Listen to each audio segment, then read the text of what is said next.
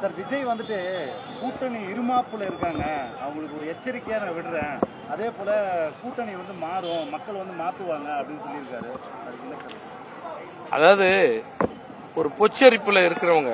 ரெண்டாவது விஷயம், ஒரு புதிய கட்சியை தொடங்கக்கூடியவர்கள் மக்களிடம் என்ன செய்ய வேண்டுமோ அதை செய்வதும், மக்களிடம் நம்பிக்கை ஊட்டக்கூடிய வகையில் என்ன செயல்பட வேண்டுமோ அதில் அவர்கள் கவனம் செலுத்துவதை விட்டுவிட்டு திமுகவை பற்றி விமர்சிக்குவதில் மட்டும்தான் ஒரு அரசியல் கட்சி தொடங்கியதிலிருந்து பேசுவார்களேயானால் இதை மக்கள் ஏற்றுக்கொள்வார்களா என்று அவர்கள் பார்வைக்கே விட்டு விடுகிறேன். ஆனால் மக்கள் அதையெல்லாம் பார்க்க மாட்டாங்க. இந்த சினிமாவில் நடிச்சுட்டு வந்துட்டா, பெரிய ஹீரோ நடிச்சிட்டாங்கன்னா அவங்க நாட்டில் வந்து எல்லாத்தையும் செஞ்சதாவோ கருதிட மாட்டாங்க. மக்களுக்கான பிரச்சனைக்கு யார் உடன் நிற்கிறார்கள், மக்களுக்காக யார் போராடுகிறார்கள், மக்களுக்கு யார் நல்லதை செய்கிறார்கள், எந்த திட்டங்களை கொண்டு வருகிறார்கள், என்ன சட்டங்களை கொண்டு வருகிறார்கள் என்றுதான் மக்கள் பார்க்குறாங்க. அந்த அளவுக்கு உள்ள மாநிலமாக தான் தமிழ்நாடு இருக்கிறது.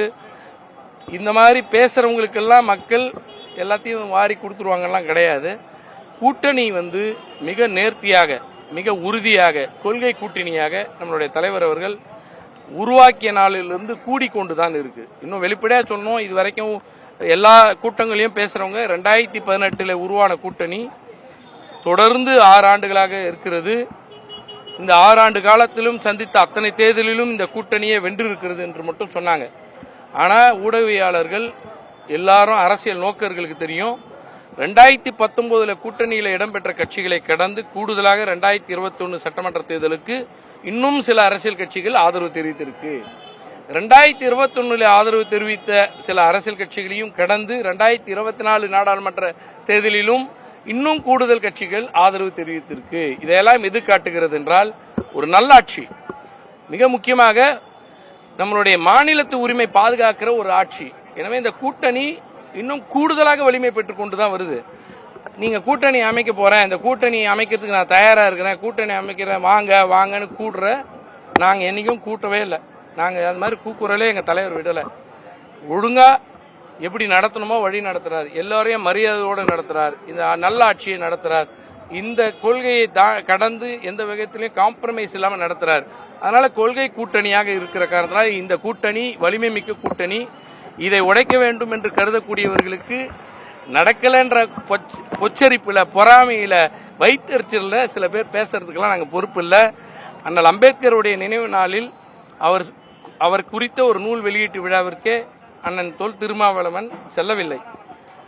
அது அவருக்கு வைத்தறிச்சலா இருக்கலாம். என்னடா இது, நம்ம கூப்பிட்டோம், முதல்ல அவர் வருவாருன்னு நினைச்சோம், அவரே வரலையேன்னு அவருக்கு வைத்தறிச்சல் இருந்தா அதுக்கு வந்து திமுக மீது பாயணும், திமுக மேல எகிரி குதிக்கணும், அதை பத்தி விமர்சிக்கணும்னு நினைக்கிறது ஒரு சாதாரணமான ஒரு அரசியலில் யாருமே பார்க்கறவங்க இதை ஏத்துக்க மாட்டாங்க. என்ன அவங்க வந்து இந்த மக்களுக்காக பேசியிருக்காங்க, இன்னும் இந்த மக்களுக்காக செய்ய போறோம், இன்னும் எங்களுடைய கட்சியினுடைய கொள்கை எந்த அடிப்படையில் கண்டிப்பா இந்த மாநிலத்தை பற்றி, மக்களை பற்றி நாங்கள் பேசுவோம்னு பேச வேண்டிய அரசியல் கட்சிகள் இல்லாம திமுக மேல குற்றம் சொல்றது, இது மன்னராட்சி முறையான்னு கேட்கறது, ஏதோ வழி வழியா வழிந்ததுன்னு. ஏங்க வழி வழியெல்லாம் வரத்துக்கெல்லாம் இதெல்லாம் வாய்ப்பே கிடையாது. முதல்ல அரசியலே தெரியாத ஒருவராக இவங்கெல்லாம் இருக்கிறாங்கன்னு தெரியுது. ஏன்னா மக்களிடம் சந்தித்து மக்களிடம் வாக்கை பெற்று சட்டமன்ற உறுப்பினராக ஒருத்தர் ஆன பிறகுதான் பேசணும். இது ஆவாதவங்களாம் இதெல்லாம் பேசிட்டு இருக்காங்க. முதல்ல மக்களிடம் வாக்கை பெற்று கவுன்சிலர் ஆகட்டும். முதல்ல இவங்க போய் என்னங்க நான் என்ன கேட்கிறேன், மன்னராட்சி முறை என்ன எப்படி அப்படின்னா இதெல்லாம் முடிச்சு விடுறதுதான் குடியாட்சி இது.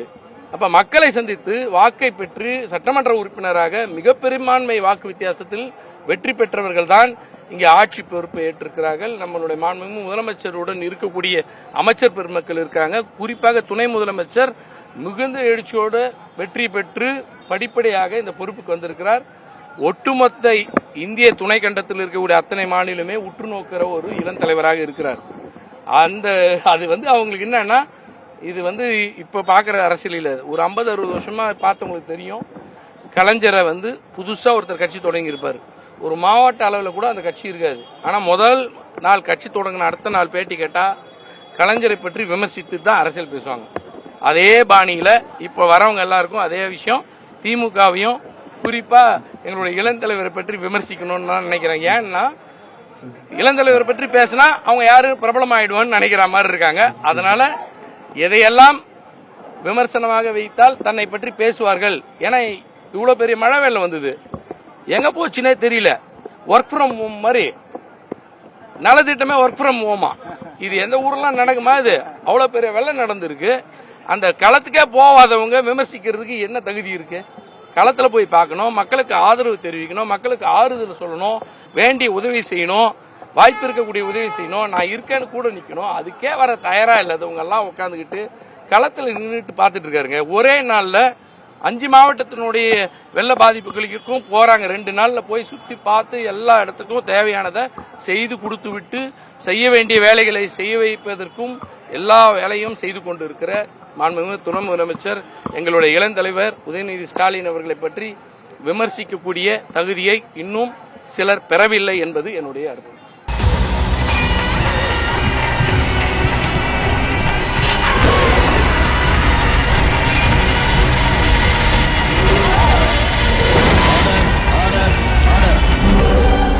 குற்றங்களின் மறுபரிமாணம் நிகழ்தகவு நமது நியூஸ் தமிழ் தொலைக்காட்சியில் விரைவில்.